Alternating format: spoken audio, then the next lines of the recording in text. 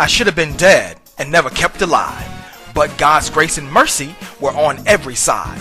When it looks like I can't, God says I can, and He won't let me fall in the enemy's hands. Welcome back to your HBCU College Football Wrap-Up for week number 8 on your spiritual sports segment on a Sunday. Alliteration. I love it. On CEEJAY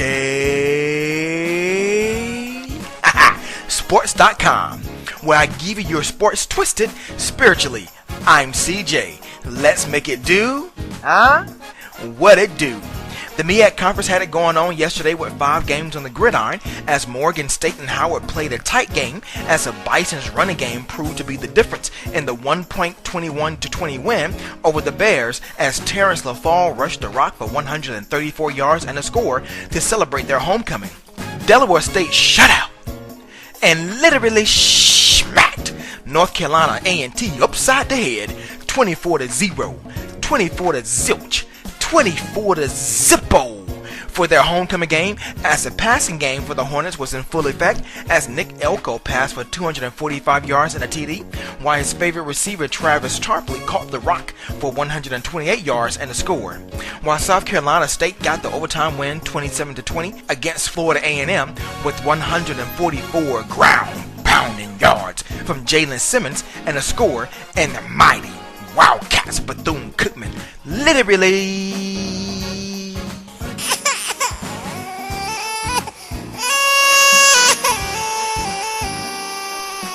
sprang Norfolk State 48-3 as Quentin Williams had 157 passing yards and 2 TDs. Popping halftime HBCU 90s over to the SWAC Conference and their 4 games as Prairie View was like dotted peoples as they showed up and they showed out for their homecoming with 52 points as they blasted Alcorn State with their 37 points with 251 passing yards from DeAndre Smiley and count 'em, 1, 2, 3, 4 TDs. Just a little love for all the Spanish-speaking brothers and sisters out there. Arkansas Pine Bluff wanted to join the Over the 50 party as they stomped, stepped on, and stymied. Alliteration.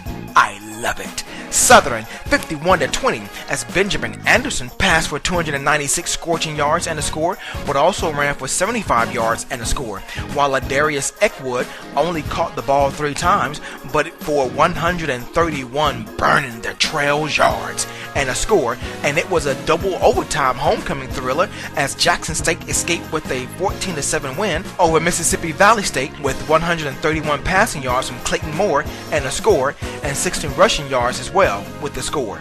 Now, I purposely left out 2 scores, one from the MEAC and one from the SWAC, because somebody stopped the bus as Grambling State of the SWAC and Savannah State of the MEAC finally won their first game of the season, as both were homecomings for the schools as Grambling crushed Lynchburg 22-7 with 114 passing yards from Frank Rivers, and Tyree Hollins had an interception for minus 13 yards.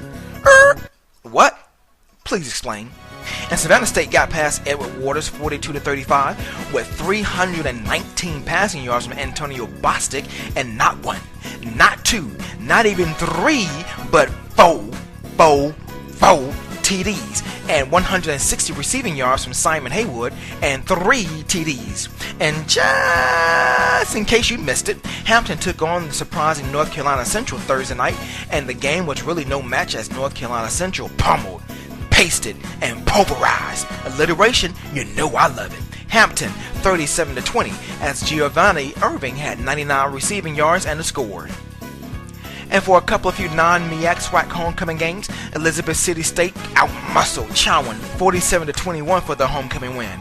Winston-Salem shut out and demolished Livingstone 58-0. Ouch! And Tuskegee also shut out and manhandled Kentucky State 37-0 to celebrate their homecoming. For your Week 8 standings in the MEAC, it's tight and tied at the top as North Carolina Central and Bethune-Cookman are tied for number 1 with identical conference and non-conference records, and they will duke it out for sole possession next week, and Howard is 3rd, and in the SWAC, Alabama A&M still sits in the King's chair at number 1. Jackson State moves into 2nd place, and Alabama State is 3rd in the East. And in the West, Arkansas Pine Bluff remains number 1. Thanks for tuning in to your HBCU wrap-up for Week 8 on CJSports.com, and make sure you give me that follow on Twitter at CJ Sports and like me on Facebook at CJ Act. That's CEEJAY. Tune in tomorrow for more updates on your next spiritual sports segment, where I sprinkle a little spirituality in your sports. I'm CJ. Be blessed, and remember that trouble don't last always, and have a sensational Sunday.